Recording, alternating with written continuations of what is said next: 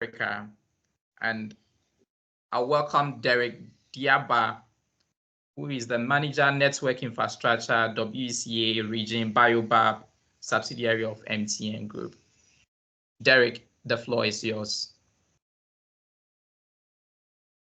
Okay, thank you so much, Mr. Menu, and thanks to all for making it for this call. If you can hear me, let me just get some feedback from you. Then I know Yes, you're we're ready audible. to Yeah, we are great, ready. great, great. Yes, so before we start, yes, I do work with MTN, but I'm not representing Biobab now on this call. And so we will be working mostly on the industry level, and then be looking at the topic we have to look at. I have a small presentation to guide us in a discussion, and then I want to share my screen now so that we can physically pick up on that and run with that. Give me a few minutes. I'll just roll my presentation, and then we can start. We can start with that. Grateful to IIPGH for this opportunity, and also I trust that we would have some things to go home with to help our understanding of the subject we are looking at. Um, okay, let me rather present this way. Give me 1 minute. I'll rather, yeah, stay.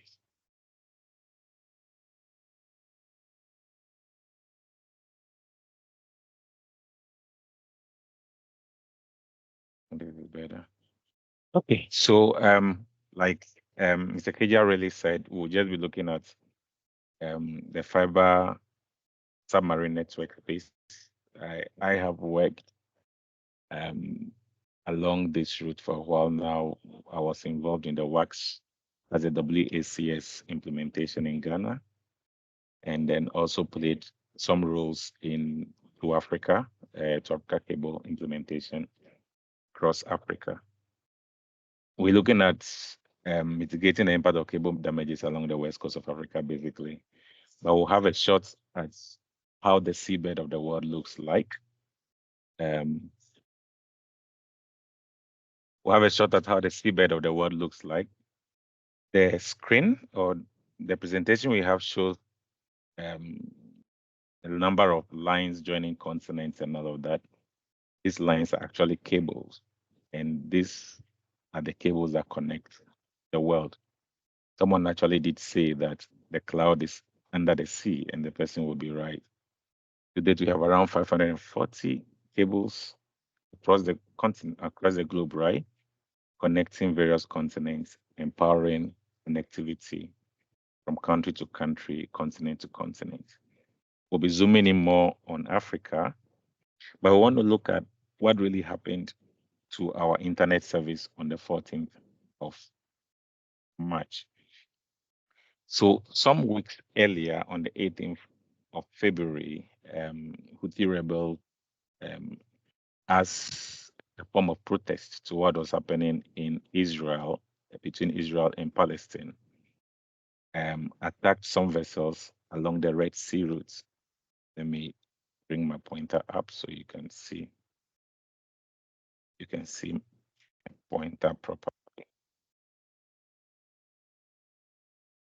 Um,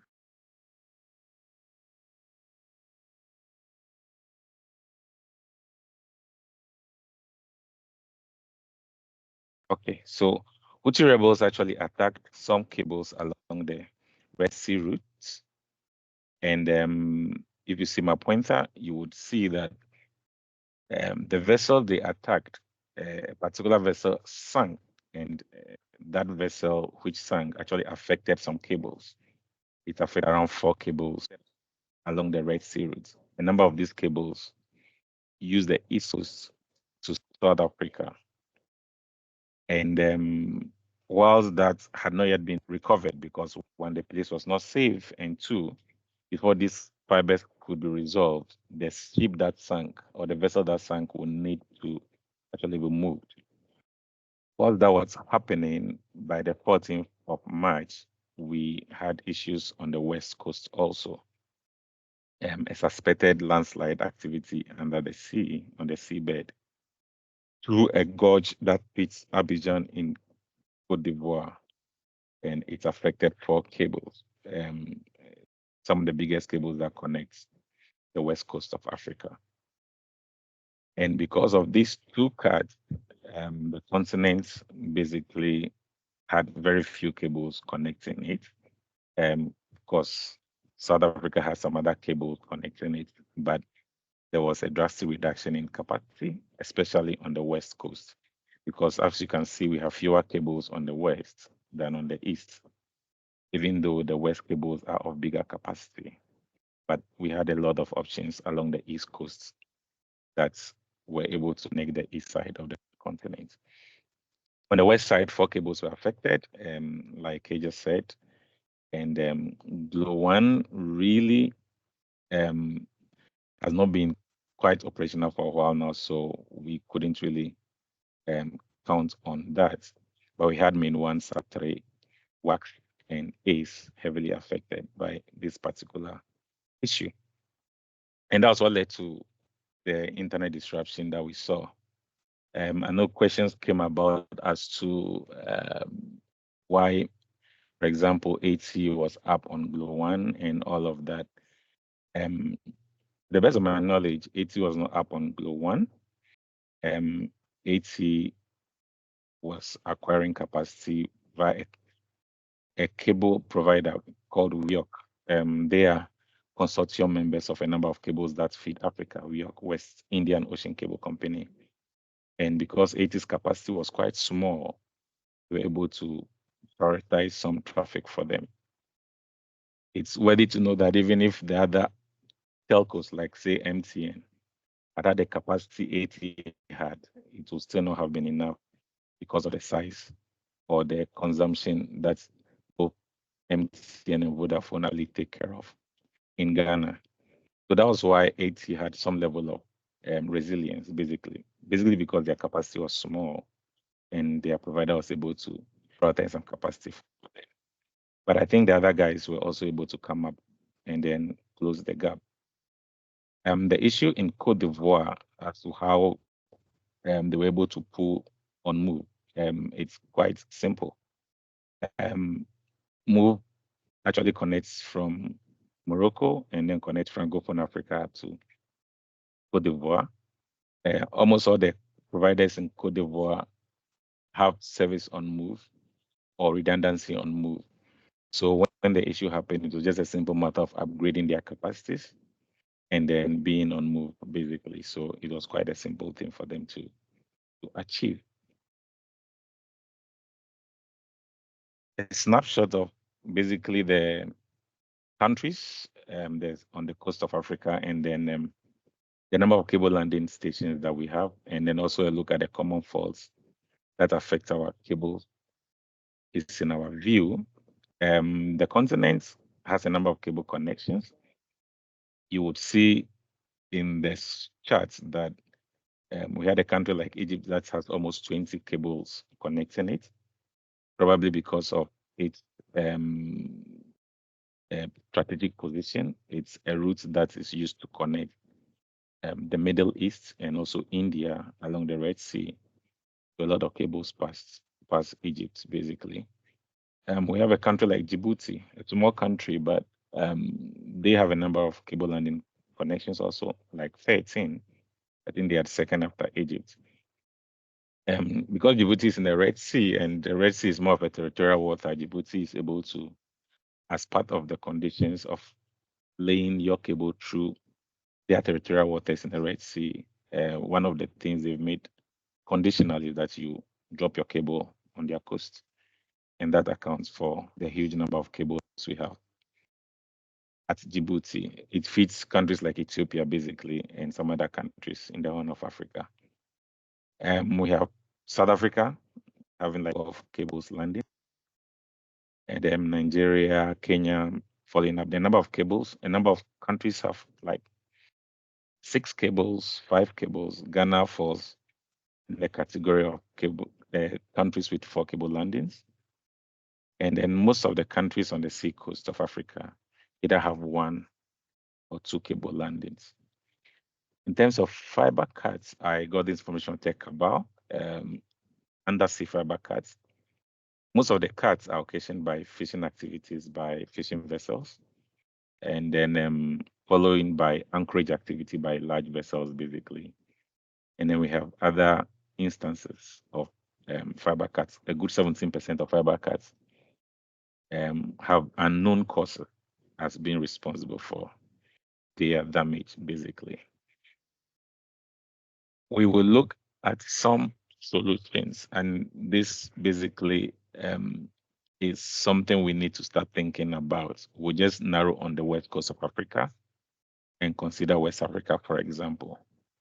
If you ask me what the solutions should be, I know a lot of people spoke about satellites as an alternative to submarine cable connectivity.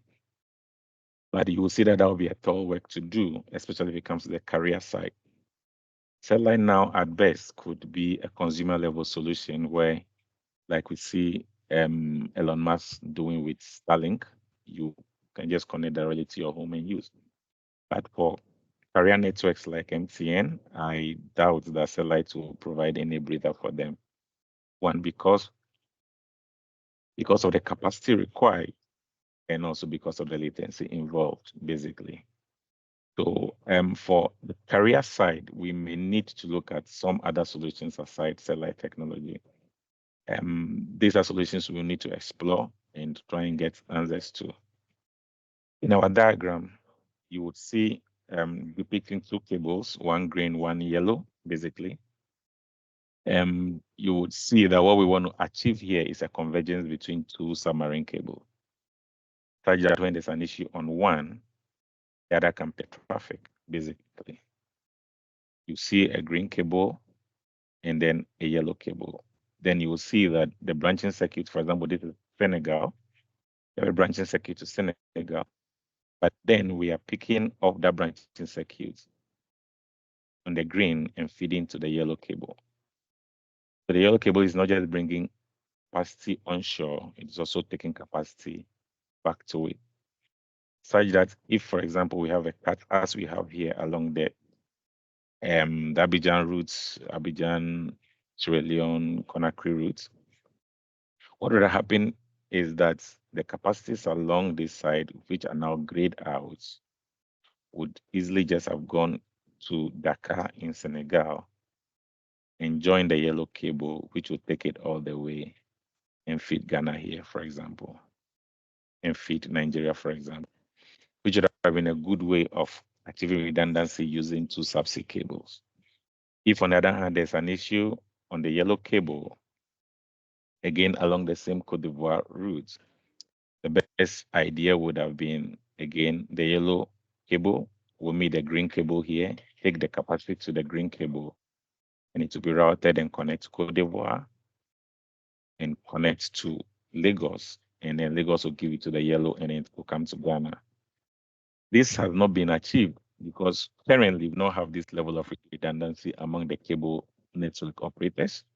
And everybody is running a silo network for now.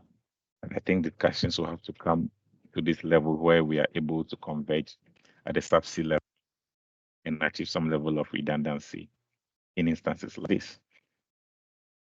The second option I want us to look at is would best play out in a scenario that we find ourselves in, where we have almost all our major cables being affected by one issue. So in the diagram, you would see that they have a big cut on the 2 cables. The best way, if you ask me, is basically to lead a terrestrial to a subsea convergence, right? Where we have a terrestrial network, more like an ECOWAS network, if you ask me, that will move from Dakar and touch major spots in West Africa through Abuja and then dock in Lagos, basically. So that if you have an instance like this, which is taking this place out, the capacities will just move through Dakar on the terrestrial routes. When it reaches the border here, it connects to Abidjan. When it reaches the border in Ghana here, maybe Boku to Mu. It connects to Kumasi to Ghana. It continues when it reaches the northern side of Nigeria. It comes back here. Then it joins the remaining cable and goes downstream to South Africa. But of course, this requires some level of investment. But I think it can be done. I know, for example, the Central African Bloc leading a central backbone project, basically connecting all of the Central African regions. And I believe one of the things that ECOWAS may help, basically, is to help lead a solution like this as a redundant service, which would even help the landlocked countries, because with a solution like this, the landlocked countries of Mali or Burkina Faso of Niger would have direct access to subsea capacity at wholesale prices. So these are, for me, the two main solutions on the submarine and terrestrial side that we should be looking at in curing some of these issues as far as subsea connectivity is concerned. We should be looking at another solution also, basically. But before we look at that, we would need to look at the demographics as far as data center localization in the world is concerned. We are talking about moving data, basically. You will see a chart here, which as of January 2023 is looking at the number of data centers in the 15 countries of the world. You would see that the United States has 5,375 data centers as of January 2023, and more are being built. The next to the United States is Germany, which literally is a tenth of the number of data centers the United States has. In the UK, the 15th country is Poland, having around 143 data centers. So it means that for the top 15 data centers in the world, Africa has no representation. Africa lacks in terms of data center infrastructure. And this raises two questions. Is it that we don't generate enough data on the continent to make a business case for data? But to raise a question like that may not really work, because for a country like Poland that has around 38 million people, to have 143 data centers, and then a continent like Africa that has almost 1.5 billion people or 1.4 billion people, to have just about 100 data centers, I do not think that Poland generates more data than Africa, basically. So the second possible explanation to this is that the data that is generated in Africa is not stored in Africa. It is stored elsewhere. And chances are that a lot of the data we generate in Africa are stored in servers in the United States, in Germany, in the UK, in all these other countries, but definitely in North Africa. And that is why the impact of subsea cable cut is most huge on us, because we depend a lot on the capacities to these places to actually have access to the data that we generate and use. And what that means is that one way by which we can mitigate and reduce the impact of these fiber cuts is when we start looking at localizing our data centers. Of course, there is a business case for cloud solutions. You don't want everyone having servers in their offices and all of that.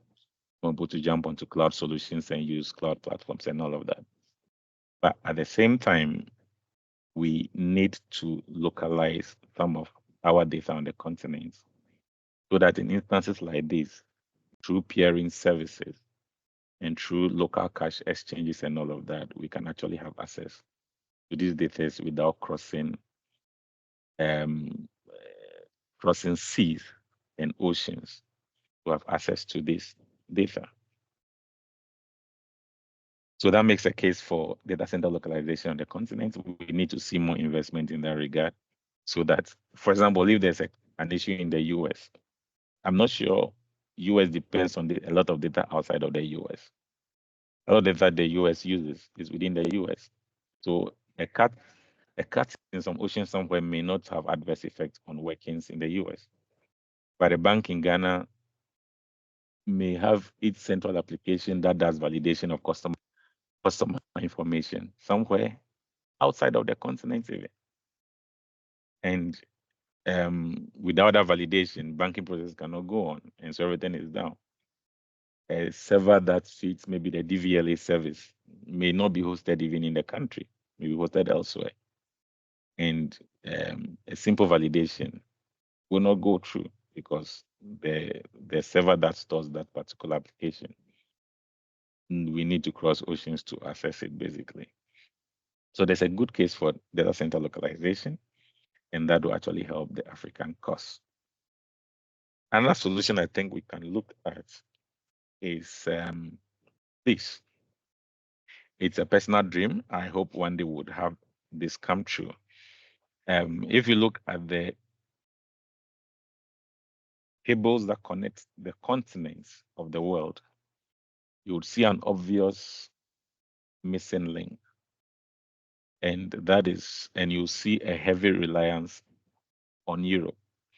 All the cables that connect Africa first go to Portugal here, and then go to the UK here before they go to the east coast of the US. What it means is that for somebody in Ghana to fetch something in North America, there'll first be a handshake in Portugal most of the time, another handshake in the UK before we move to North America. Then we may use terrestrial links wherever the data center is before we get the information we need. What this means is that internet costs will be high because for every cable that you handshake, there's a cross-connect cost to it. You're going to pay monthly recurring charges at all of these levels, basically. And I am looking forward to the time where we would have a direct cable from Africa to the United States. Currently, we don't have one. We have some two connections to South America. I think one through Cameroon, one through Angola. But we are yet to have a direct cable that connects North America as a continent. And I pray maybe some people here may have the leverage to move this if it's within their means. That one day somebody will be able to justify a business case like this. Because when we have a connection like this, one, it serves as secondary route to our connections to Europe. Almost all our connections go to Europe. What it means is that if anything happens in Portugal today, we are fried as a continent. If it happens in Portugal today, we are fried as a continent. But if you have this route directly to North America, we should be able to have, one, a faster time to the information we use, because like we saw in the data center presentation, a lot of what we use actually sits in data centers in the US. And two, the cost of internet due to less cross-connect activities and less cables usage should be able to come down for us on the continent to enjoy. The last bit, and this is my final slide, has to do with the concept of internet exchange points. This is a good solution. Basically, trying to form an intranet out of what we have currently in country or within the regions or within Africa or whichever the scope of the IXP we're looking at building is. But again, if we do not have localized contents, we would be depending solely on cache contents for this. And so this could help us for a while or to some extent, but will not be the ultimate solution we are looking for. For a country like North America, this is a great solution because if 80% of the data they consume is within the continent or within the country, they are basically running an intranet. For a country like Africa, we need to work on the localization, be able to get these things true. So this basically a brief snippet of what I wanted to share with you. I don't know if we have some clarity. If there are questions, we can pick it, and then we move from there. Thank you. Thank you very much, Derek, for this insightful presentation, thoroughly researched, and you have given us all that is needed to be known, and we are very, very, very much grateful.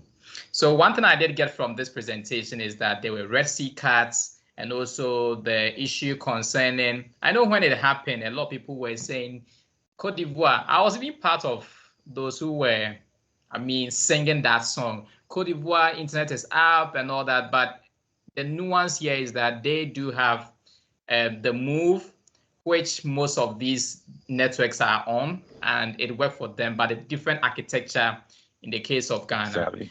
I'll ask, yes, and they were able to resolve things quite quickly compared to us. I'll ask one question and a twin question. Then I'll give it to the audience who may, please, if you have any question, you just raise your hand. I'll open the mic for you, and I'll pick two questions from the audience before we move to our main panelists and digest this matter. So, Derek, thank you once again. Thank you once again. And my question is that you did mention about Red Sea cuts, internet cable cuts, and looking at the whole geopolitics, what is happening and all that, this means there are going to be future cuts. You've already provided alternative solutions, data center localization, internet exchange points, and all that. Why haven't we explored all this yet? And what's the key? What's the problem? Is it regulatory challenges? What's the problem? Why haven't we looked at all these yet? Okay, so I think some of the solutions require heavy investment. For example, when we take a look at this solution like that, where we want to build a terrestrial network, if you ask me, something like this should be championed by the ECOWAS. I don't know if something is going on. I can't tell, but this will be capital intensive, right? Capital intensive. Some of this can also be helped by policy. If all the countries come together and say we want to do this and there are policies in place, we can do that. For data center localization and content localization, to some extent, I think also policy would help us with that. If there are ways we can have virtual service, not just cache content, but virtual service for key institutions sitting with us, I think it will help us. Yes, the business case for cloud may be impacted a little bit, but it's good for the sustenance and the preservation of the network we will want to run.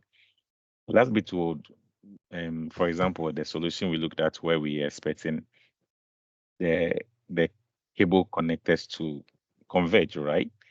I don't know how this is going to be, but I think a discussion should pick up where two cable operators can say, you know what, and these are basically consortium-led cables that are built.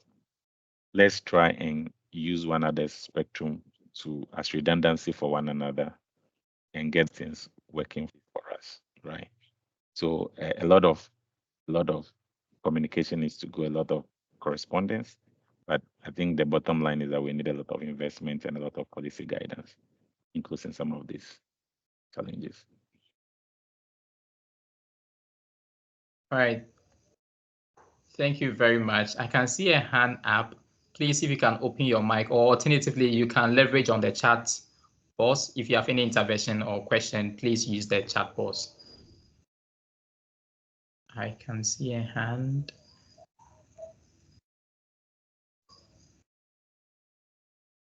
Please, you can open your mic.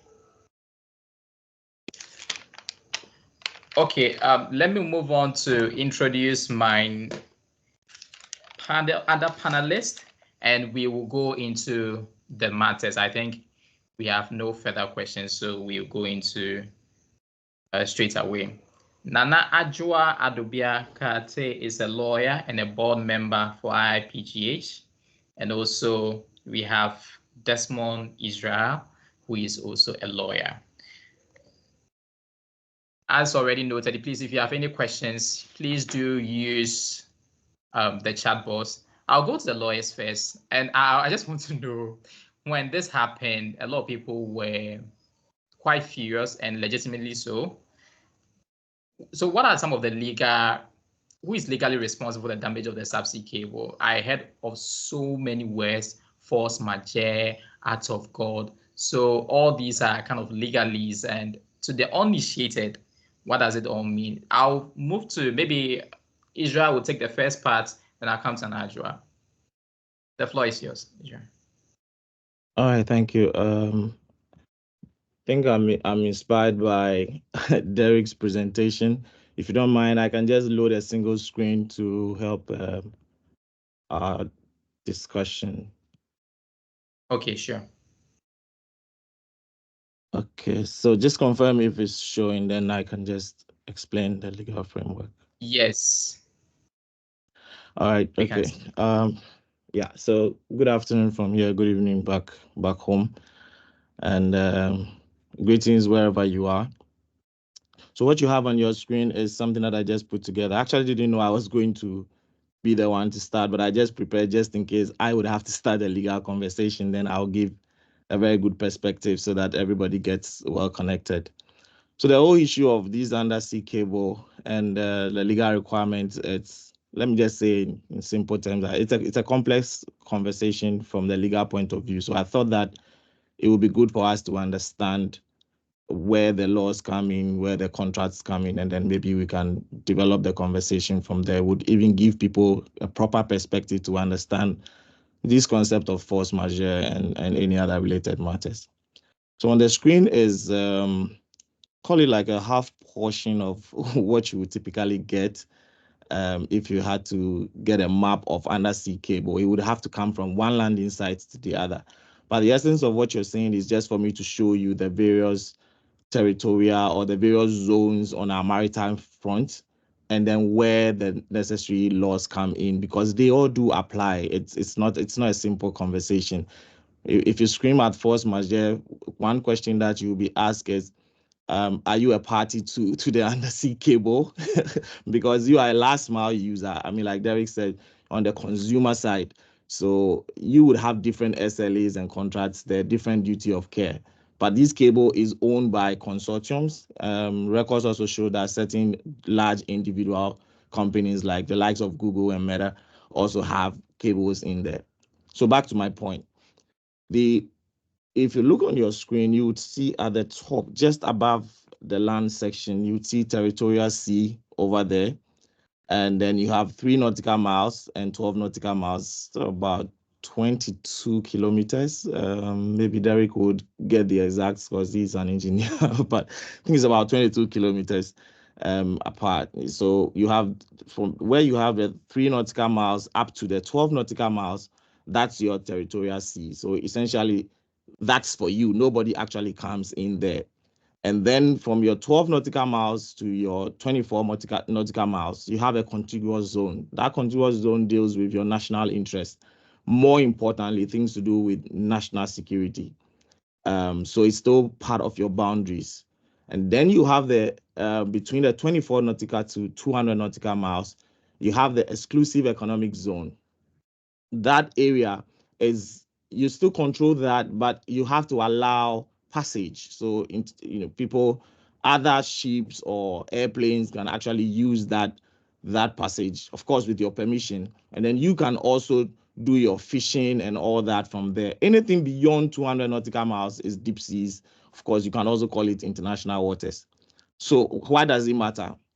It matters because at every point in time, so there are a number of legal frameworks I want to just pass on to you real quick. So there's one, the Law of the Seas, which is the United Nations Law of the Sea Convention 1982. A number of articles that I cited that would be relevant for my conversation as we go on. And then there's the Geneva Convention on the High Seas, which also covers. So if I code that GCHS, I'll come back and show you where I think they all fall. And then there's the Geneva Convention on the Continental Shelf, was April 29, 1958, GCCS, Article 4. And then there is the International Convention on Protection of Submarine Cables, ICPS. There's actually an International Cable Protection Committee. They have very good resource, and my submission on force majeure is pretty much on a document that they championed. And then finally, you have the Countering Permitting Authority laws. So back to chart. In between the land side to the 3 nautical miles, most likely you have the permits and the licensing regulations applying there. So you have your NCA, regulations, as many as they have on their websites, and the mainstream laws that applies to communication, all of them comes, including the Electronic Communications Act. All of them will come in there applying, because once you begin to enter, you have the landing station, you begin to pick the data from undersea or pick the capacity from undersea, and you begin to pass the distribution, then those laws come into play. Then after the 3 nautical miles in, the law of the sea will come into play. The various sections that I've cited, like I said, I'll discuss them based on the way conversation goes. And then you have the GCHS, which is actually the Convention on the High Seas, also coming in there.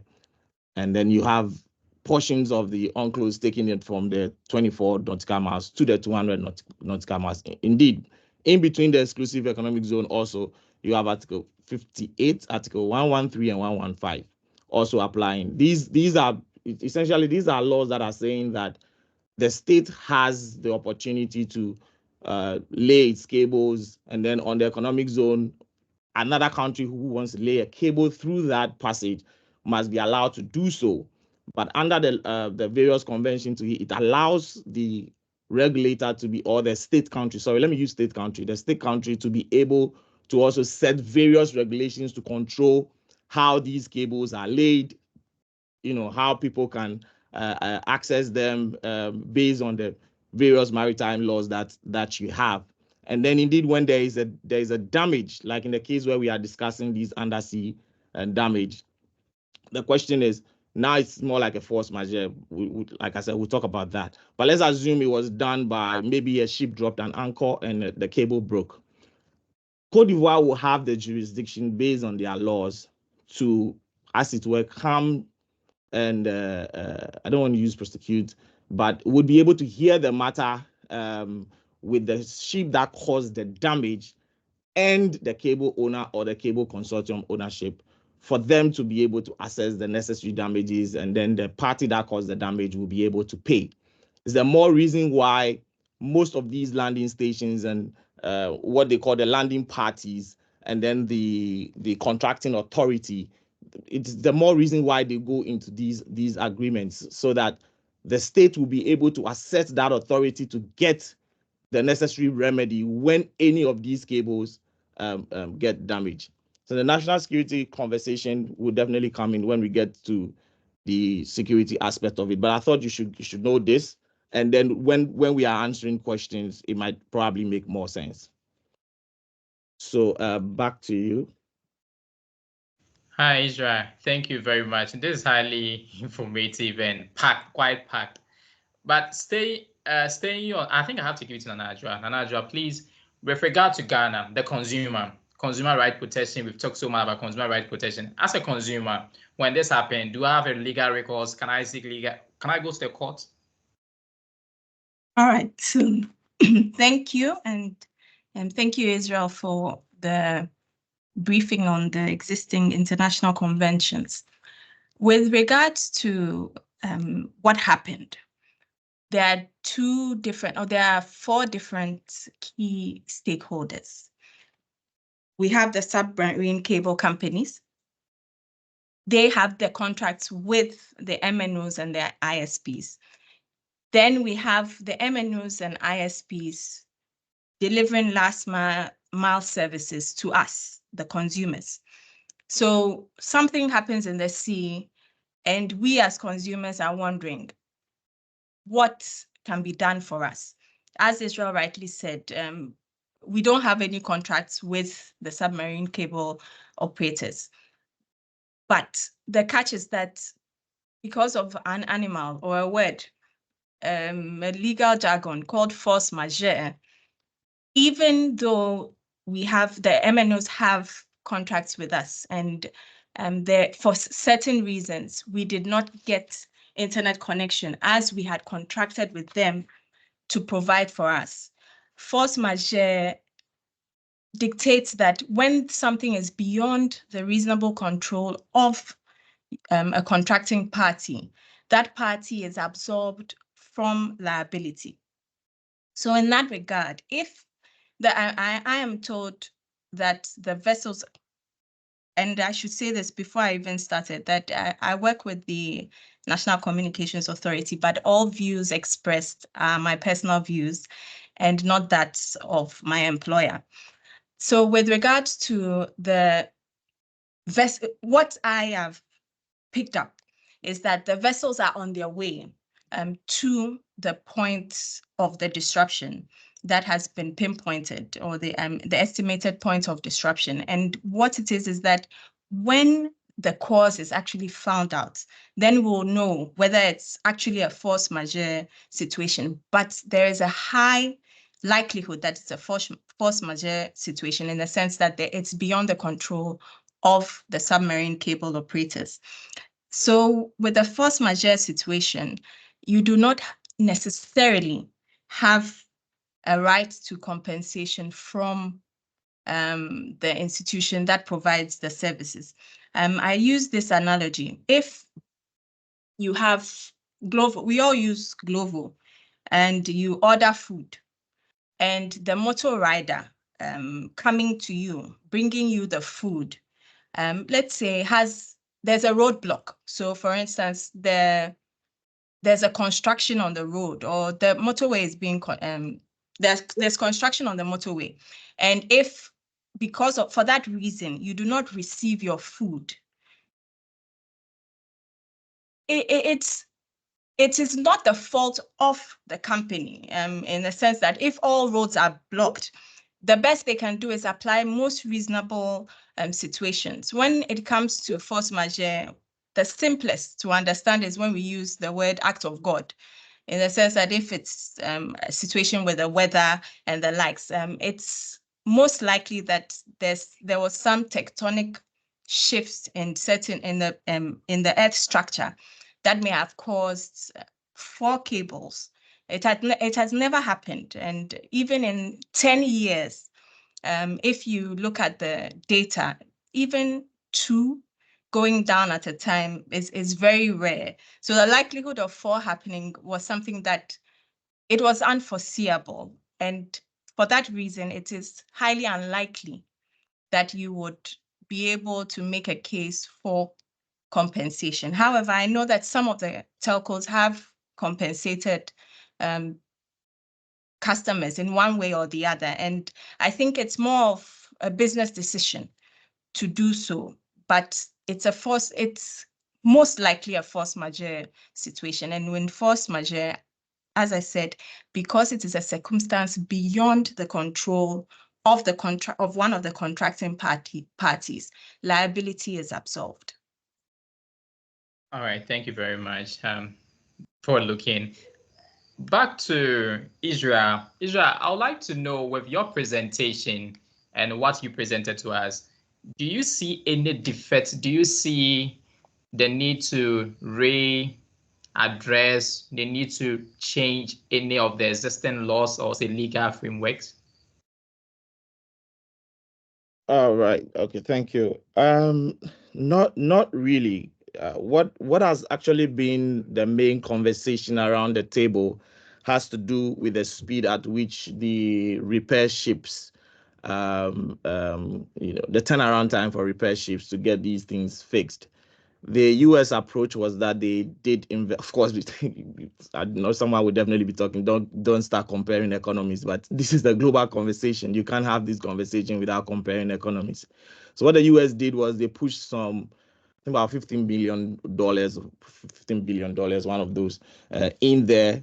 So they actually have more like a commercial repair ship, which is U.S. owned, but invested in by the state as well. So call it like a part investment of it, so that once they have an issue, they are able to turn around quickly. In our case, we are waiting for one of the three ships under the Atlantic Cable Maintenance Repair Agreement, which has about 56 members. And Derek did mention that it's definitely going to take some time to get there. We already know about 5 weeks. These are not statements in conjecture. If you understand the space very well, you know that it was actually going to take them time to mobilize. It will take them time to get permits. So these are things that we need to start looking and start having conversation as a continent. How long would it take, when such an incident happened, for us to mobilize from Europe? Before we get to Derek's dream, how long would it take us to mobilize, to get these repair ships from Europe down to the coast of Africa to have these things fixed. What would they have to go through in terms of the necessary permits, the necessary rites of passage to be able to make it here? Do we want to invest as a continent into some of these things by pulling what I would call maybe an African-wide investment pool for our undersea cable management? I also don't see anything stopping us from having our own cable security regulations as a continent, which can be a module law that all of us as a continent can actually work with to give us some sort of guarantee and assurances. For the records, these are not the first time that these incidents are happening, and I'm not even looking at the African side of things because it's been done by previous presenter.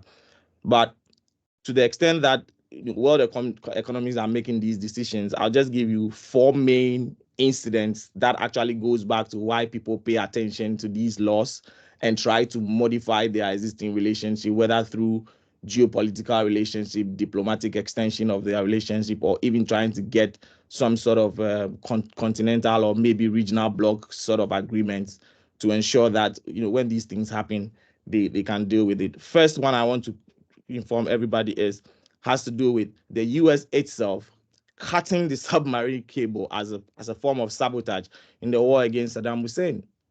That was something that actually took any serious economy to the extent that you had to pay attention. What are your workarounds when such a thing happens? I did say on Joy FM that, God forbid, touch wood, but if Cote d'Ivoire goes rogue on us, what's our alternative? I remember a member of parliament saying it's unlikely for it to happen. I sit on a different desk when I speak about these things. I looked at them from my research on national security and cybersecurity, and I don't think I would buy the MP's position that he doesn't think it will happen. He's just not looked at the real issues. Second scenario, the island of Tonga had a volcano eruption that took them off the grid for 3 months. For 3 days. And they were just completely off. And then Taiwan has 14 cables coming to them. They've had 24 breaks. So currently Taiwan is looking at its relationship with the US, border relationship with the US, and how they can enhance their cable security. So I'm giving all these scenarios for you to get the picture that it's not really about the international laws, because the international laws do open up. It provides us enough, avenue to be able to, as states or as state parties or contracting parties, we're able to set up appropriate regulation, extend our relationship with our international partners to ensure that these cable security, because now it's pretty much part of critical infrastructure. I mean, we can't say it anywhere else. It's part of critical infrastructure. There's a whole geopolitical warfare about who controls which part of the ocean and who allows what cable to go where. The US refused a cable that was directly going to connect them to China because of national security reasons. Of course, there's a geopolitics there, but look at the big picture. How many data centers did we see them have in there? So the whole aspect of the regulations or the international laws are not really the issue. For me, the issue is, how do we get these latency guarantees? How are we as a continent able to create that resilience around us? The UNCLOS and these related laws are more like a blank check for me, if you ask me. Grants you the rights, grants you access to still work even though there are existing agreements. It grants you your fishing rights over existing submarine cables. It allows you to charge a ship if it damages a cable down there. The real pillars, legal pillars that you would need to deal with these issues do exist. The question is how fast you are able to turn around when these incidents do happen. So that's my take on that specific question. Thank you very much. So the pillars may be there, but we just need to find a way around it and not necessarily turning onto the law. But I would like to stay. Please, if you do have any question. Yes, Nana, Yes, please come in. Yes, so I think as indicated, using data from Ghana, in the past 10 years, such a situation has not occurred. But learning from this situation, of course, now it's happened, we need to learn from it, and we need to analyze the risk of it happening again and the actions we need to take to ensure that it does not happen again. I think in my small risk management experience, you have to categorize your risk. We have things that are high risk, and then those that are very high risk, those that are minimum, and those that are low. This was, let's say this is now medium risk at best. And I think that, as Desmond has stated, UNCLOS is not, the UN Convention on the Law of the Sea is not adequate, or not adequate, but let me just say that there's not been much focus on submarine cable cuts and the ecosystem when it comes to submarine cables. The International Cable Protection Committee has been very active, and they have actually put in place certain measures to ensure that submarine cables are well insulated from cuts, particularly when it comes to human motivated cuts. The likelihood is a bit lower when it comes to our sub-region. However, the risk is there. So as our first presenter has indicated, we need to look at, I call it terrestrial redundancy. So we need to look at how we're going to connect ourselves in the sub-region. Equiano, to Africa, I think presents some unique ways in which we can connect without going outside. We also have Equiano, which goes around the whole continent. And these are some of the systems that are in place that will help. Having satellites, the satellite industry also as a backbone or a backup measure would also help us protect ourselves better. The risks are there, but this happening, the likelihood of this happening again are a bit lower than usual, but it's there. So we need to ensure that we put in place a local system. Localization. It can't be mentioned more than it has been already. We need to ensure that our internet exchange, we are actually plugged into it, so that we ensure that at least with the cache, when it's local, we can just tap into that. We don't need, if I have been on Facebook and I went somewhere, I don't see why when someone else decides to go on Facebook, the person still has to go to Europe and come back. And it's because we're not using our the Accra exchange points, the Ghana exchange points. We realized that with ECG, and I think some of the fintechs, the financial institutions, we're also down because most of their apps are hosted outside the jurisdiction. We have data centers here. We have the NITA, we have Equinix. We have so many data center systems that are in place, services that are in place. And I think as IT professionals, we need to start advising our clients to host their data locally. It's very important, and it will help reduce the way in which we are affected when such cuts, even though the risk is not as high, it still happens, and we need to prevent that. That's one reason why, Facebook was working a bit on the 14th for MTN users. And that was because they had the cash. They were able to get retrieve, because of the cash. I think they were able to use a cable link that they had from Nigeria to be able to, provide us some Facebook services and some Instagram services. So localization is key, and we need to really look at that. Thank you very much. It seems we are moving into the territory of the solutions and answers and all. The conversation is really, really packed, from data security to the legal aspect and all that. I'll come to you, Derek, but I would like to stay with you, Nanadra. You mentioned something which is very jarring or say instructive, but let me play the devil's advocate here. Derek, may not want to answer because I may put him on the spot. You mentioned 2Africa and Equiano. They spent, last I checked, 2Africa, the consortium led by Meta, spent close to $1 billion laying all these cable all over Africa. And I look at the issue of digital colonialism and digital extractivism. No one is going to spend $1 billion to say, get you wires and all that.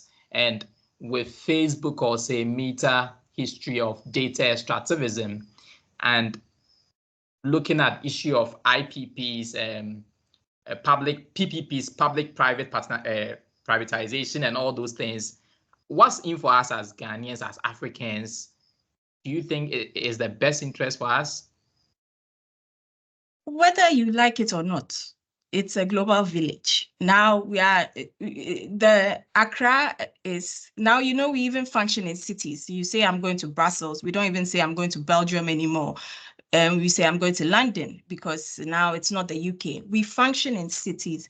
We've become one village, a global one. So we can't insulate ourselves from functioning, you get it, together. What we need to ensure is that there's always local participation. I know with 2Africa, Biobab received obtained the license on behalf of, or Biobab is part of the consortium.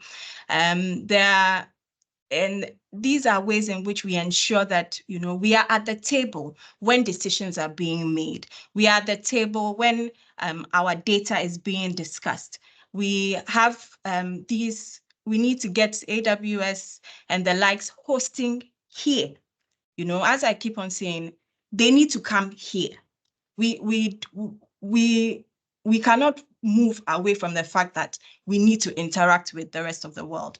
We cannot move away from the fact that Facebook, we need Facebook to survive. We need our Instagram to survive. Instagram is one of the very much used platforms, especially in Ghana, for businesses. Young people can just go onto Instagram and, post what they have and make good money. And we can't say that, okay, because of the risk of digital colonialism, we're going to, create our own ingrown solutions without recourse to the rest of the world. But what we need to do is ensure that we have local participation at every point in time. So with 2Africa, for instance, Biobab is involved.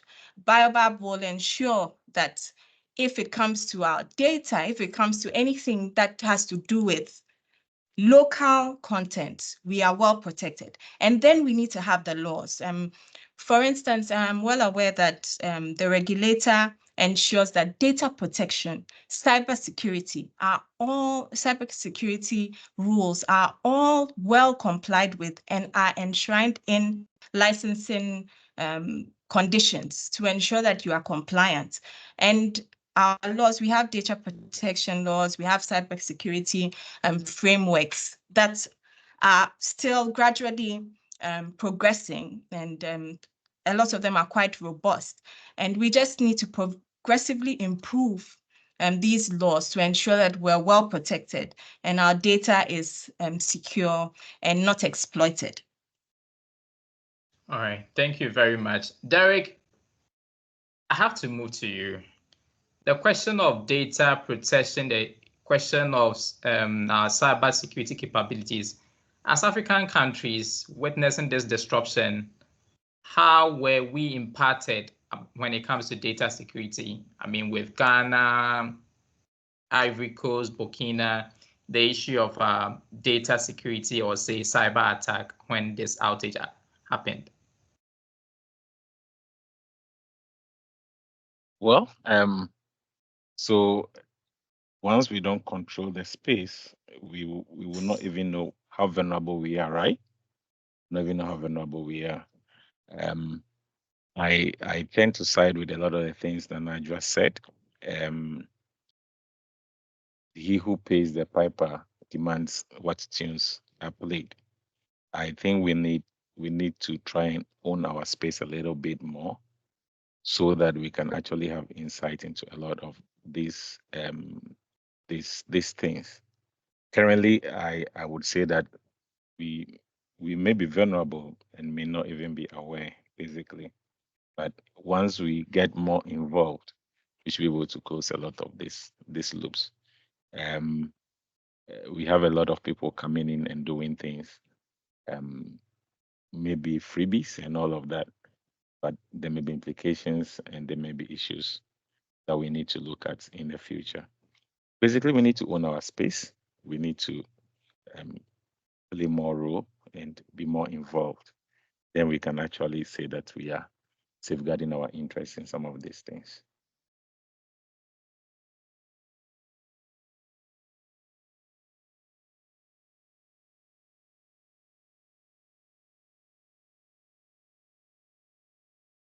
Hello.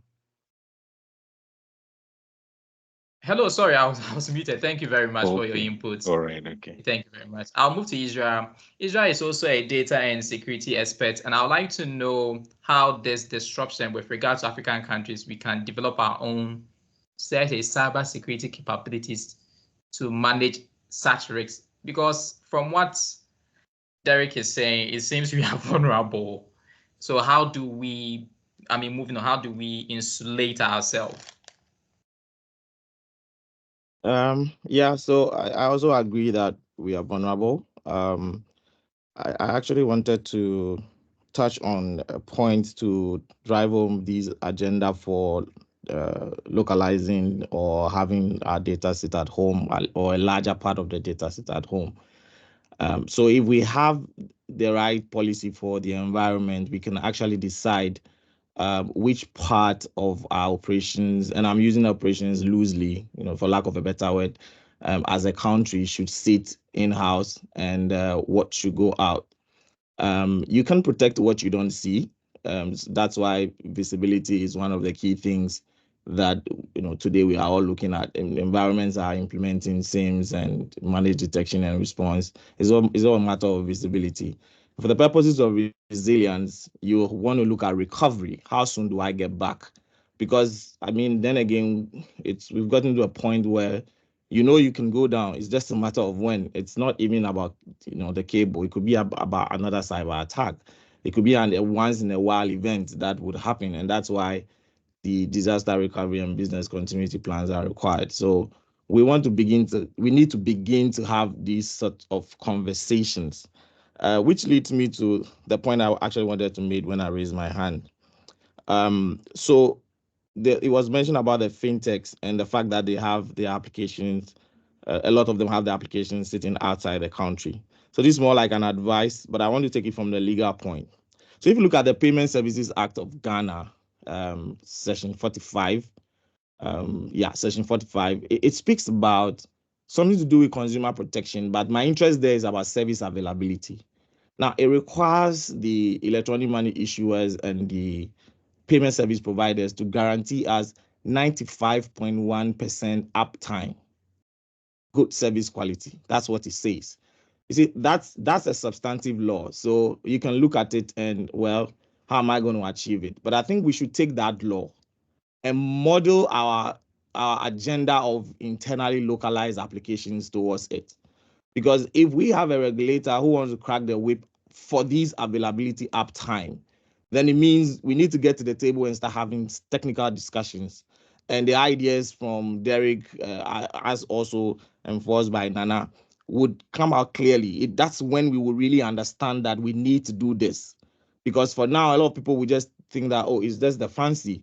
Well, I'm going to put it on the cloud anyway. That's what I want to. Who is NITA? I'm not even sure about the service they are going to give me. But we need to get to the point where we are assured that NITA is giving you the service that you seek to get, so that the external connections become, if not backup, again, for lack of a better word, or maybe something that we fall on depending on what we want to access outside our internal internet. Then we do that. Because if we begin to then consolidate the information that we have from a cybersecurity point of view, I see us now being able to build our threat intelligence. I had a lot of conversation with a team from Bank of Ghana concerning CTIs, and I remember making these statements that if you ask that you want to have your own internal CTI, you don't want anything on the cloud. The question I'm asking is, where is your threat intelligence? Where is that repo? Where is that repository? Where does it sit? Do we have it? Which intelligence are you going to benchmark your internal detection against? And you see, that conversation comes in here and it fits into this conversation, because if we had our own for the past 10 years or maybe 20 years since we started developing our internet in a more extensive manner, if we have added this conversation to our plans or we've added these policies to our direction, today, maybe not a single regulator, but all the silo regulators may have some level of data that they can actually share to say that, okay, this is actually what happens within our space. What is outside our space, we can always find a way to figure it out. But we need to start with what is within our space. Our data protection laws will be more enforced if we know that these are systems that you are supposed to put in place. We speak of anonymization, we speak of caching, ensuring encryption standards. We speak of all the things. But you go back to the Electronic Transactions Act, and you see that as far back as 2008, as a country, we had laws which were stating specifically what we want to do when it comes to security. Indeed, NITA was supposed to be our cybersecurity authority way before the coming into force of the Cybersecurity Act in 2020. That's some 12 years down the line. So the legal structures have always been with us. The problem has been how we put these conversations together coherently to make sure that we are getting value out of it. You have a provision that says, give me this service uptime as part of consumer protection. So Desmond, who is using XYZ app for payments, the law says that make sure he has 95% uptime. Where is the policy direction of it? Where is the implementation direction of that substantive law, so that fintech A, B, C, and D knows that there are these modalities in place and I need to work with them so that I can meet these legal requirements. The legal provisions have always been there. The problem has been how we put them together to get the value that we want. And the cybersecurity conversation you want us to have on this call goes back to the same thing. People's antivirus were not updating for one reason or the other because they're down for maybe 24, 72 hours, whichever it took us to come back. Some people couldn't access, those who had some of their cloud solutions that they were dependent on for some security provisions were struggling to get it wired up. They were struggling to hit those boxes to get the necessary information.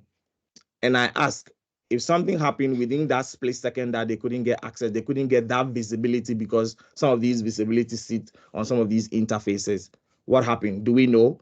Do we know what has happened in those environments?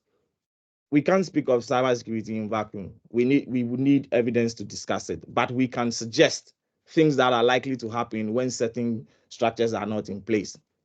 In summing up, what we faced as a country, if you put it in the security context, was just a matter of availability. Okay, because I know most security guys here appreciate the CIA triad. So availability is part of security. And if we went down for a number of hours, a number of days, we still had gone down. And that is a security issue. Any way you want to look at it, that's a security issue. Back to you. Thank you very much. But Israel, I want to ask you this simple question. Are we in good health with regard to our cybersecurity infrastructure as a country? A lot of people on this call know I will not answer this question for two reasons. I'm putting you on the spot, right? Yes. One, when you speak about national cybersecurity, an authority must answer that question. But if you're asking me from a corporate point, from a service provider point, from a consultant point of view, what do I see? At least I've been here from sometime 2004. So we're 20 years down the line whilst I've been in this space. I can tell you we are way better than the days when we did not even want to pay for antivirus. Corporates are investing into some serious solutions. They're giving some serious capacity building. But we haven't gotten to where we want to get to as a country. And I'll sum it up with two things that I'm kind of like looking at right now from a research point. So we need to have like a national initiative for cybersecurity education. Because the truth of the matter is, you need the numbers to build the skill. Currently, we are regulating. I've given my views about regulations already, and I have nothing against regulations. But I also say that in as much as you believe that regulations is going to clean up the space, you also need to start to think about your capacity. What's the skill set gap? Do we have as many people in the space to do the job? We don't. We don't. We definitely don't. So how do we get there? We need to build structures and structures have been built elsewhere. There is a program here in the US called the NICE, NICE, National Initiative for Cybersecurity Education, and it's well detailed, including the pathway you go through to get various skill sets, where you can be employed, at what level, what certifications you can take, roles that you can take without certifications. And I brought it in for you to understand that the government, the federal government and the state government recruits people just to get that program going. They recruit people out of the NICE program so that they can if someone is retiring from the army, for instance, instead of the person going to sit home, they direct you to where you should go to, that training center that can give you your 6 months turnaround and bring you up to speed. The second part is the investment. Israel is our example, my namesake. They put in money for probably almost 15 to 20 years now. They are yielding their results. The NSO and all these other platforms we are seeing, they are part of their cybersecurity export. Yes, people would always come to me and say the conversation is about the economics. I said, no, the conversation is about our priority. If we want to prioritize cybersecurity, we will give enough resource to the cybersecurity authority. If we want to prioritize data privacy, we'll give enough resource to the Data Protection Commission. If we really wanted to clean up the tech space, we would have given NITA enough resources to do that job. And that's just my view about the subject. Thank you very much. And I'll move to the chat session. If you have any question, please do drop, or any intervention, please do drop in the chat and I'll gladly read. So let's go to quite a lot here. Well, we can't have global warming all happen now, so possibly of this happening is high. Okay, so Hansen, the data centers here in Ghana are not known as the international one. It would be good to list them. Can we explore inland fiber connectivity? What are the risks? Any cost-benefit analysis? So I will let Derek answer this. If you can help answer this, can we explore any inland fiber connectivity? What are the risks, and any cost-benefit analysis has been done in the past? Yeah, so I think in my presentation I did mention that a third way by which we can actually safeguard the availability of these connectivities will be a convergence between the subsea and then the inland terrestrial fiber, right? So yes, basically there are regulatory concerns when it comes to building fiber. I mean, not as big as in the submarine, but I mean, because you are working in territorial areas, jurisdictions differ. You need to, if you ask me, you need to move this across governmental bodies basically to have a smooth way. And there are parts of the continent where it is difficult to acquire license to build fiber. Ghana is more liberal. A number of francophone countries, you cannot build fiber by yourself. It's a very highly regulated space, basically. So those are some of the risks. The weather, building fiber in the rain, and all of that are not the best. A lot of the ESG considerations, social sustainability issues come in, and especially if you are being funded by these international banking agencies, these are sticking points for them and all of that. So there are a lot of things to do. Every country needs its own regulation and its own processes. You really, really need to take it country by country. I think if regional bodies like ECOWAS actually spearhead this, a lot of these regulatory hurdles will be crossed, and we can actually close that. Cost benefit analysis. I mean, it's always a good case, right? Depending on where you are, you should be building a kilometer of inland fiber between 15,000 and maybe 25 or $30,000 per kilometer.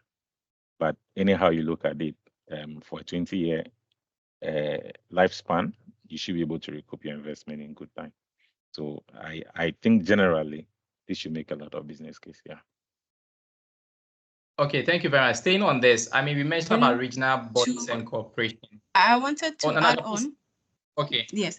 Yes, so from the update given by the Director General of the NCA on Sunday, I think he also mentioned that that terrestrial fiber building, having, Africa connected, or some parts, at least the western part, connected through terrestrial, looking at maybe going through to Morocco would be viable options. Also, to build, right now, we know that, yes, the submarine route is the best, but sometimes there can be unforeseen circumstances like a cut that can affect 4. Now we have 5, can affect even all 5, even though I'm told that 2 Africa is a bit further, but let's say there can even be a cut that will affect all 5. So having the terrestrial fiber link will also be a great way to go. And I believe, if I'm not wrong, from his update on Sunday, he also indicated that now they have mandated the MNOs and the ISPs to ensure that they have some other terrestrial link outside Ghana in order to ensure that we do not go through what we went through on 14th March. So some measures are being taken and some lessons have been learned in order to ensure that access to the internet does not have disruptions.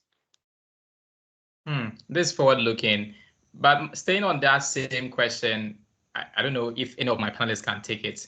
What roles are regional cooperation like ECOWAS playing in all this AU, ECOWAS lessons learned to improve the resilience of Africa's internet infrastructure? Are there collaborations?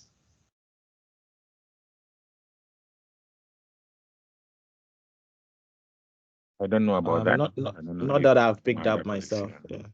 Okay, Yeah. well, what I know is that there are collaborations between the various regulators, even when this occurred. I think from the updates that was given, the public updates given, there were indications that colleagues from other African countries that were hit were also interacted with.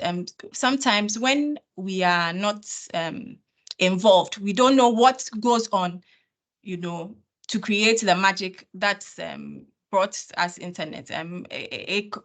With what happened and the fact that we went off, but then we didn't go off as should have been, is because of the swift interventions by the regulator, by the ministry, that we as the public are not privy to everything, but it had to take also interactions with colleague regulators, other cable service providers in other countries to ensure that stability was restored in the as soon as possible. So that was done.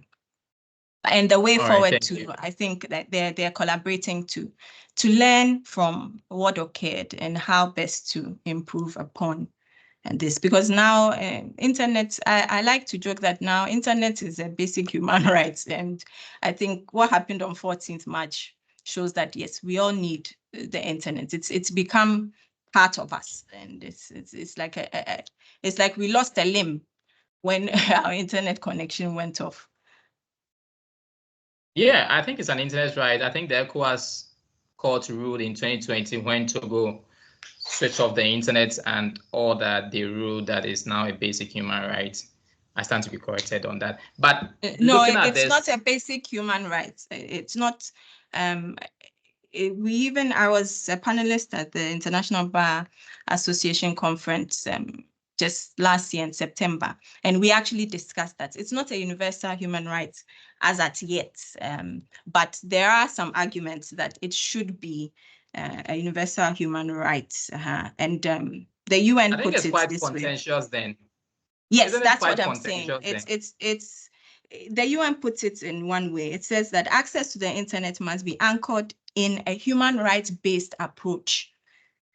It is my opinion that access in itself is not a human right, but it's a means to achieving the realization of our fundamental human rights. So it's debatable, but it has not been declared a basic human right as at yet. So staying on that, if during elections or any major events, the regulator decides to shut down the internet, isn't he taking away our fundamental human rights, our freedom of expression? Exactly. So as stifling dissent.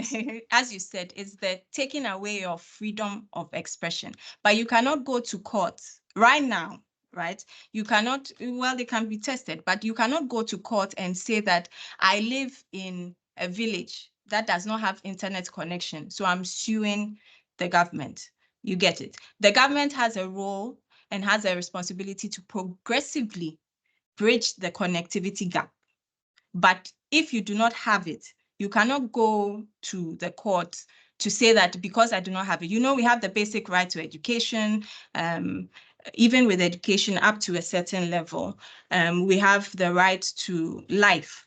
And there are basic fundamental human rights. Access to the internet is not one of them, but your freedom of expression is a right. So if it is taken away from you or anything, so if the internet is cut off, yes, that is because it's stifling your freedom of expression in that context. Nana Adwoa, I'm putting you on the spot.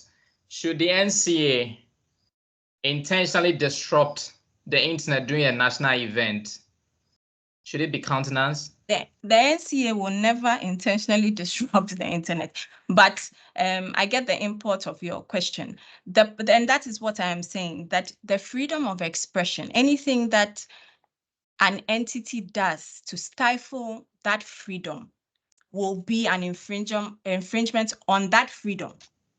But someone in a village somewhere where there is no connectivity by virtue of the fact that there is lack of resources cannot go to court and say that my right to life has been, my right to internet has been stifled, because there's no such thing as the right to internet enshrined in our constitution. I hope you get the distinction. Okay, yeah, I do get it, but we should all advocate for an open internet, advocate not shutting down the internet because it can be something else. I think we all witness it. We can't I'm not talking about shutting down the internet. Please I think you don't understand what I'm saying. There's no issue about disruption. I'm talking about lack of access. That's why I use the village. If a village does not have access, yes, it is not. Yes, so that's the difference. Not when it exists and then you take it away. No. Okay, so I'll have a question in the chat. It says, my question is, there can be a policy from a body like TUC to protect remote workers in situations like this so they do not lose their jobs based on such situations. Israel, for remote workers, what's the legal implications and what's the way forward? I don't think it's something that we have explored, even from our Labor Act perspective, because we are looking at employers within the jurisdiction. The law is more about, the worker and the employer within the jurisdiction. So if Desmond decides to take a job outside the jurisdiction, it becomes a contract between Desmond and the employer. And then the employer on the other side would have to comply by their employment laws, because that is where they are domiciled. That's where they are set up to work. But I think I get the question, and I was just having a conversation today with other tech lawyers in Ghana on a WhatsApp group, and I was saying that we can have like a tech policy guide. It can't be mandatory, but it's sort of like bring awareness into some of the things that we think we've seen in remote working contracts that are inimical to people who sign them. Maybe first of all because they are naive about it, or secondly they so much wants to get in. Like it happens with even contracts here. You want the job so badly, you get in only to realize that there are provisions of it that really do not go down well for you. So I think it's a conversation that needs to be had on the labor front. Like I said, jurisdiction wise, we might not be able to do too much, but we can empower people who needs to take these remote jobs, because it's a way of also building capacity and bridging that gap of employment. So if there's a way we can enable people to go in and have a fair take on it, then that would be worth it. Maybe a labor commission can have a unit, or people who can afford can actually engage lawyers to look at it for them. It's more of a private contract thing, honestly. Thank you very much. I saw a question from Hansen. Yeah. I thought it was an interesting question. I just want to throw it back. Let me see if I can see it. Something to do with certificates. If you get your data here, land, yeah. How about the domain name systems and name systems and certificates authorities? Yeah. Yeah, guys, forgive me if I sound like a broken record, but again, in 2008, we had a law that says that NITA must set up all these things, including the law being so forward-looking to the extent that it said we can actually have internal certificate authorities, or NITA can authorize external certificate authorities for the purposes of making sure some of these things can work. 2024, we are discussing data center, only for Hansen to ask us, what about certificate authorities? For us to roll back to realize that 2008, we actually had a law that was hoping that by now would have done something like that. I don't know if you guys are getting me, but we do. Yeah. We've always had forward-looking structures in terms of legislation and legal frameworks. We just need to get back to the table and put every piece together. All our laws connect. I really took my time to study the tech laws in the space of Ghana because it has to be part of the work I had to do. They do connect. We can have a coherent system. We can build a policy around it and have like a co-regulator sort of mandate to make sure that from the Bank of Ghana to NITA to Energy Commission to NCA, that kind of cohesion is there to make sure that we achieve that single ecosystem that yields results. Or else Desmond will be speaking like this, Anson will be asking his questions, Derek will be still having his dreams, and we'll still be here. And I'll still be asking my questions. Yeah. Okay, just to add, I think I think Desmond, there are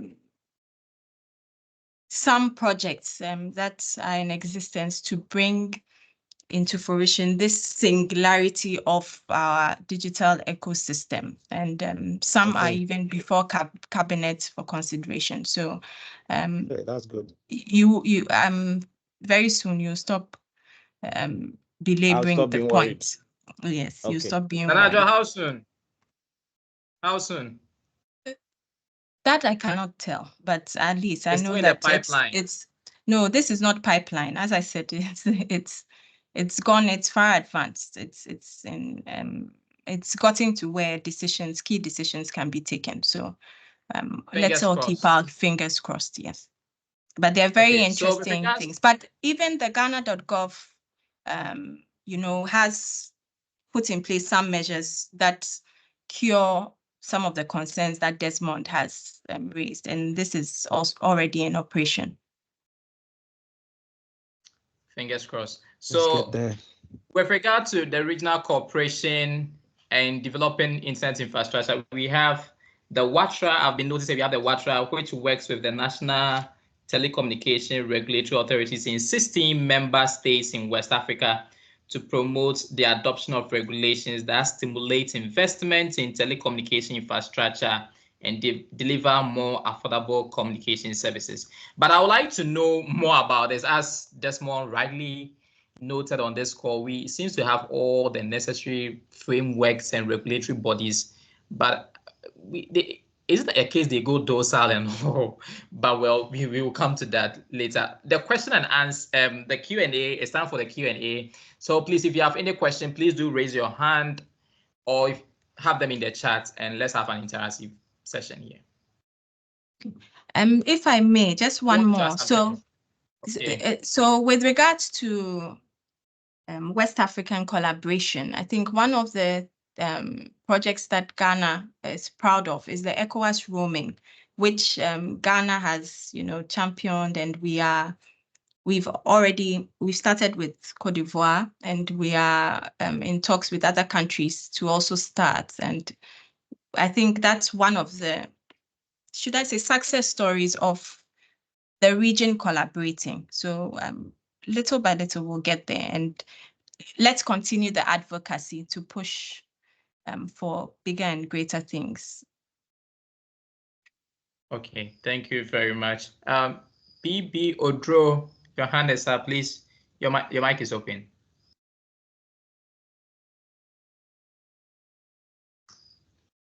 Hello, BB Odro.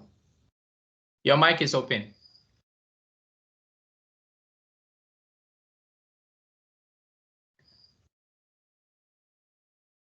It looks like he is off.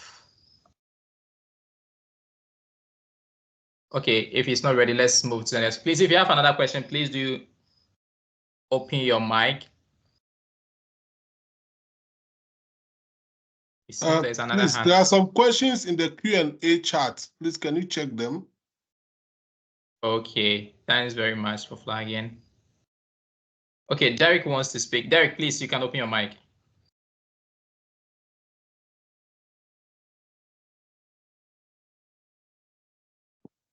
Hello. Yes, you're audible. Sorry, can I quickly ask my question before Derek comes in? Okay, sure. Yeah. Okay. Sorry. I'm calling in from Lagos, Nigeria. I've been following the conversation since start, and I listened quite well with what Derek the presentation. One of the thing or question I want to ask is currently it has always been in my head why we have to travel all the way. Imagine me and my wife were in Lagos, or my friend in Lagos. I have to message them. The message will first of all go to Europe, go to America or UK to America, and come back to that person in Lagos. And the response will also go the same way. So in my head, I'm trying to calculate what is the cost. So I want to build a tier 5 or tier 4 data center that can have this facility of hosting or that can promote the localization in Nigeria. And what is the cost of laying the fiber from Nigeria to London or to elsewhere? Because if we have this here, the amount of traffic that we actually take out will be drastically reduced. So that means even when we have an outage, like what we have on the submarine at the moment, the impact will not be severe as it is at the moment. And also, I'm looking at it. I just want to ask two questions in one. If you look at the connection that we have from United States to the United Kingdom, I think what we have there is a mass of water. We don't have land. This is why they came up with the idea of submarine cable. For us in West Africa or in Africa generally, why do we have to go the way of submarine? If we have the cable land in South Africa, for example, or maybe Mauritania, why can't we take it overland, going terrestrial, knowing the implication, the cost implication in particular of going submarine? Why can't we lay it on the land rather than going submarine? Because of the cost. I believe the cost of laying the submarine is to be 10 times more, if not even 20 times more than going terrestrial. So these are the kind of things that have been coming up in my head. And I think I want more explanation on this or more answers. See if this can help my thinking. Thank you. Thank you very much. I don't know, Derek, if you can take this, or Israel, Nana, if any one of you wants to take this. Hello? Hello, please. Okay, let's take this question. Please, you're audible. Okay, all right, thank you. So mine is actually an input. So talking about NITA, for instance, NITA has all the laws that should enable them to work, but they are doing little to nothing with regards to the service that they offer.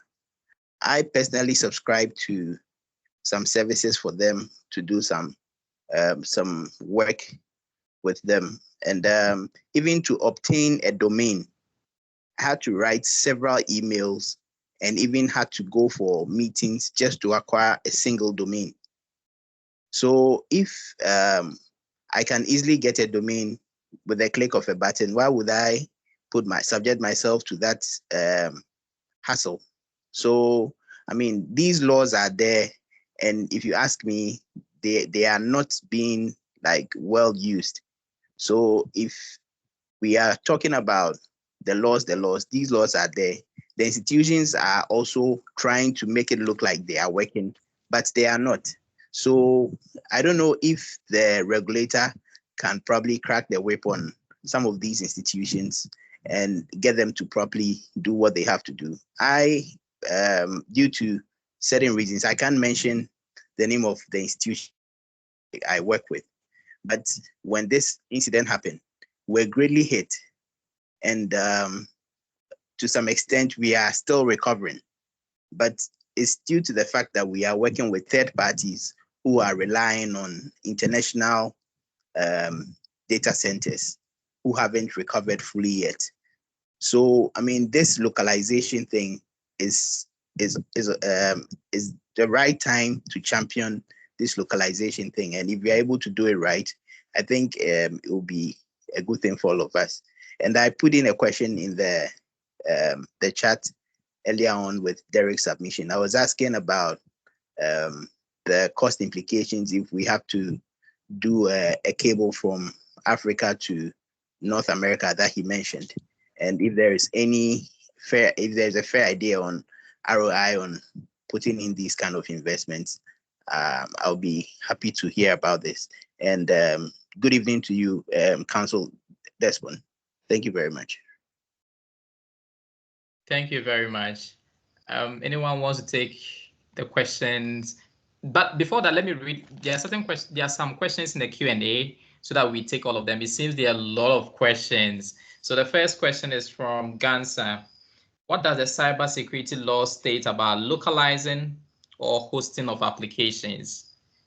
And also with Mr. B.B. Odro, he says, from my research, countries in Europe don't invest in fiber. It's the private sector companies. So my question is, either data centers or cabling are our private sectors, not either data centers or cabling landing services are private sectors not interested in investing in it, and that includes MNOs not showing interest east and north south. I think the message is not quite clear. So if Mr. BB Odro, if you can open your mic and offer that clarity for us. So the next question here is about, can we explore, Mr. David Go, our executive director, is asking, can we explore and invest into cheaper satellite internet connectivity? So, ladies and gentlemen, if any of you can have answers for us, we'd be very much grateful. I would like to take the private sector question, because I was very happy when I saw that, because I also attended the International Bar Association's Communications Committee conference, and I presented on infrastructure sharing and what Ghana has done and what the government has done. And after my presentation, a lot of people came to me that it seems your government is too involved in telecommunications. And in our neck of the woods, that's in Europe, it's a private sector affair. It's, it's the market controls itself. The market puts in place its measures. The market, just like, should I say, tectonic plates, everything works. Like they put in place their own measures, and they even self-regulate. So it seems in your country, the government is even doing too much. And I laughed because I know the feedback that the government gets even here to do more and even to pump money. And this question is something that it's very important. There's the need for private sector to invest. And that's why we're happy with the likes of Biobab and the Two Africa projects and the likes, because the private sector, it's a private sector venture. With investing in data centers, investing in fiber, terrestrial, if it's satellites, it all has to be private sector. And I think that's where that's what needs to be looked at. The government should create the enabling environments, and then the private sector should take that on. So that's my answer for that question. Then the satellite issue. I think it's also good to realize, I use the simple explanation, and I'm even talking to IT experts. So, but I like to use my layman's explanation so that if there are any lay people, they will also understand. Satellite is it's like using DSTV. If you have bad weather, it won't work. Latency is an issue. I know that the lower orbit satellites have been able to, because it's of course closer to the Earth, the latency is it's a bit better. Terminals too are very expensive. So looking at satellites, in my personal opinion, as I say, that the views I have expressed here are my personal opinion and not the views of my employer. I think satellites can be at best a backup, but as your main internet source, in my humble opinion, I think it's not. But as a backup, and the government, the NCA, I think indicated on Sunday that they have actually put in place, there's a satellite framework that is undergoing fine-tuning and to ensure that, yes, satellite companies like Starlink can function in Ghana. But I still think it's a backup. It's not the ultimate solution. All right, thank you very much. I want to take some of the questions. A gentleman from Nigeria. Yeah. So he's asking about business case, right, for building a data center and also laying fiber or building an optical network. So it depends on the specifications, right? The case in Nigeria may be different from elsewhere and elsewhere and elsewhere. So we don't have a one size fits all. You may need to talk to people within your jurisdiction to know what the case is. Data center buildings also, there are various specifications depending on what you want to build. There are tier 1, tier 2, tier 3. What power alternatives, what the redundancy level, what floor space size, and I mean, rack capacity. There are a lot of things you have to think about in coming up with a cost for a data center if you really want to go into that. And I'm sure there are people who should be able to help you estimate these costs to a very good extent for a consideration in that regard. So if you really want to look at this, I think you should be talking to some more experts in the specific domains to get better clarity on that. The last question you asked about why are we building submarine networks and not instead of more terrestrial networks. We have a lot of terrestrial networks, optical networks, I mean, all over the place. The submarine networks were primarily to connect the continents, right? Because all our continents are actually separated by oceans and all of that. I think the first submarine networks that were built were not even for data connectivity, right? The first one between Europe and the US basically was for telegraph purposes. And for a long time, when SAT3 came, it was basically for international calls. Those 2000, it was basically for international calls and all of that. Now we are in the data age, and so we have a better need for these connectivities and all of that. But within the terrestrial region, we have our own connectivities. We just need to harmonize and probably redefine what we want to use them for. But we cannot do without the submarine connectors because they connect us more on the continental level. Thank you. Yeah, thank you very much. Israel, I would like to come in for the last batch of questions. Then we move to the next set of questions. Okay, I think that was to do with data localization. Precisely. Okay, so we don't have data localization laws, not in the Cybersecurity Act and not in the Data Protection Act.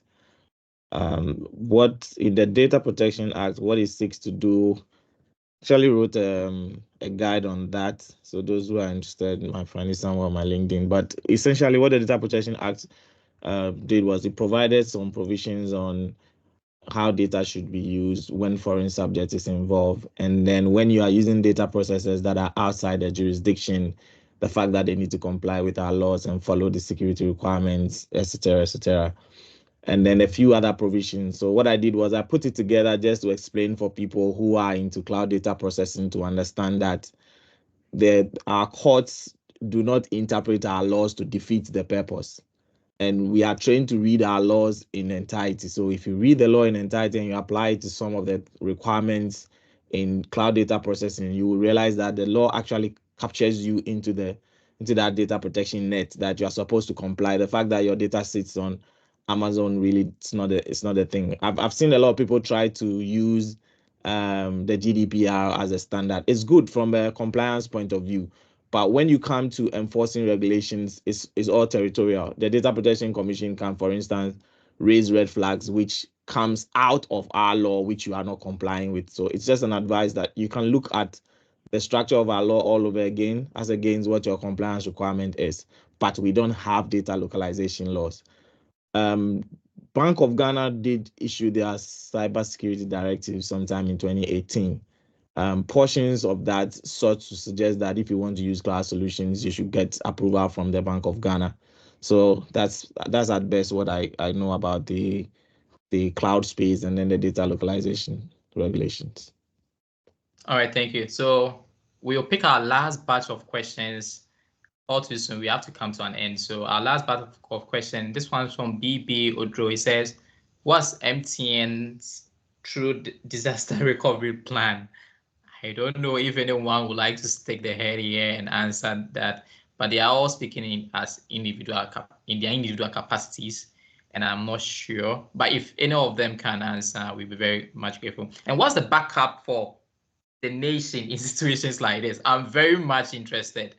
What's the backup? And also, Patrick Wunake wants to ask, can we also push for these data centers to have self-managed services like Azure and the AWS? For instance, our local data centers sharing VM credentials, no restrictions for just-in-time access for these services. And this raises some implication on services security. And yeah, I think we'll pick this last batch of questions and we'll bring it to a close.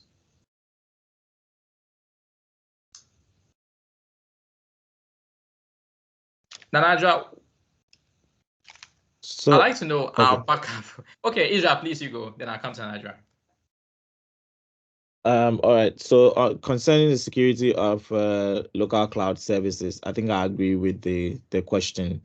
We need to look at how we can make that seamless. Then again, sometimes it's all to do with the kind of policy conversations that you want to have, because some of these things they go with investment, and since they are government-owned platforms, the bureaucracy to even get that conversation to the right quarters and get the necessary resource in becomes a challenge. But I think we've had a scenario that has become like a foundation for us to have these conversations, and maybe if we have the right people who have access to these policymakers, then I just want to say this is an opportunity for you to start to raise the conversation with them and make cloud security, local access to local data centers have seamless security integrations. Thank you very much. Nanadra, please, would like to pick that question, the backup for the nation situations like this. Yes, I think I have dropped snippets of the answer in my discussions, and I'll refrain from answering because, as I said, I'm here in my individual capacity. I'm not speaking for government, but I have dropped a lot of snippets which you will testify to. So I think that question has been answered throughout, but I will not answer it as a representative of government. Yeah, I get it. Okay, Mr. David Go would like to come in. The floor is yours. Thank you very much. The two questions that I did not get a full response. One is on the freelancers, and then the other one is on the the satellite, you know, there are some companies that no matter what we do, they will not build their data centers in our country because they are not providing any service in Ghana that requires them to build data centers there. However, there's a growing need for IT talents in Africa to support businesses across the world, and that also brings in, forex to the country. And one of the major issues that these companies are struggling with to do with power and internet. In the past, internet was not one of the issues, but now internet has also become one of the issues now. So for a business making a decision to either go to India, Philippines, or Ghana, they will look at some of the infrastructure and whether there is business continuity in the event of one infrastructure failing. So I've heard a lot about us putting in data centers and all that, which is good, very important, but we'll still definitely, as long as some of these businesses are not operating in Ghana, we will still have a lot of them in the US, in Germany and other places. So I just want to find out from the team, apart from organizations that are depending heavily on a lot of internet traffic, don't you think that we definitely need some investment in satellite to reduce the cost, or other technologies that can bring internet to people who just want to connect and work? For example, we heard of people who struggle to connect, and some of them even lost their jobs because they were not able to connect when we had internet outages. I manage a team of over 70 people in Ghana, and this was a major issue. I'm currently in Switzerland trying to negotiate for more business to come. But the issue of the internet came up, and it looks like that business continuity plan is still a big question mark for us. So I want to ask whether can't we find something that can provide that kind of connectivity for people who need it? So, David, so I think satellite has always been an option, right? Even before SAT-3 came in 2001 as the first submarine cable to land on our shores. I remember we had a satellite earth station at Undersea by Ghana Telecom in those days. So it's not like it's not been an explored option. It has, in fact, it's predated the subsea cable. So we just abandoned it. We didn't develop it further, you mean? I can't speak about that. But like Nanajua said, there are reasons why there is a big case for satellite for submarine connectivity. One is the capacity, right? Some of these cables we are building to Africa like this is piping 180 terabits per second speed of internet capacity or upstream capacity. You cannot do 144 terabits, right? And future cables will do higher rates than this. I am not sure where satellite technology has developed to in terms of its data rates, and if a business case can support vis-a-vis the data rate we are getting on the submarine, a business case will make sense. Let's even say 100 gig on satellite and 100 gig on submarine. If you compare the two prices, what justification will you have for a satellite connection like that? So if you ask me, we are safe with satellite being at the consumer level, where you want your 10 meg, you want your 20 meg, you get a satellite provider, and they can get you that. With Starlink and others now being licensed, that can become a safe alternative at the consumer level. But at the carrier level, where we are talking about the big guys, the hyperscalers, the MNOs, I doubt there will be a good enough business case to talk about carrier satellite technology. But I mean, that's just my opinion. I don't know, but I'll just leave it at that. Let me add to that. So I listened to the NCA's presser on the current state of things, and I think Nana mentioned some of the things that the DG said. But there was one that I actually put down concerning satellite. It says they're licensing broadband satellite services as alternative connectivity options for domestic use. So like Derek said, it wouldn't go for like our mainstream carriers, but people who have businesses that can carry the weight. The regulator is saying that the alliances actually did mention that the framework to do that initially was not there, but they worked around it. They've managed to get a framework in place. He mentioned one service provider called OneWeb. I hope I got it right. And then he also said Starlink, now that they have the framework, they would be considering the Starlink application as well. So I think this should go for your freelancers. It might have to be a personal backup that people will want to have, especially those with these contracts that contains reliability clauses which can be affected by internet access and stuff like that. So that's just to add to the answers that has already been given. It was from the regulator's press conference. All right, thank you very much. It seems there are a lot of questions, but all too soon we need to bring, all too soon we need to bring finality to this engaging conversation. It's been expansive, it's been comprehensive, and we've learned a lot. We've delved into the nuances and able to separate the conjectures and say the conspiracies from the truth and all that. Also, I've noted that Desmond has dropped something in the chat. We can all follow on the guide concerning compliance guide for cloud data processing, and we can look at it too. So before we out, I would like to thank my panelists, Desmond, Anajwa, and Derek, for providing us this insightful conversation.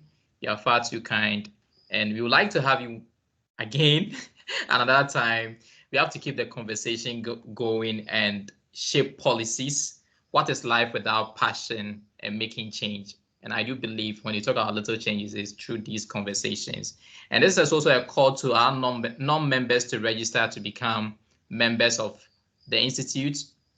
So I'll be providing the links in the chat. I think Afi will be providing the links in the chat. And any further questions can be sent to notifications@iipgh.org for corresponding answers. So if you have any question, if you have any interventions, and to further advance the conversation, please do send them to notifications@iipgh.org for corresponding answers.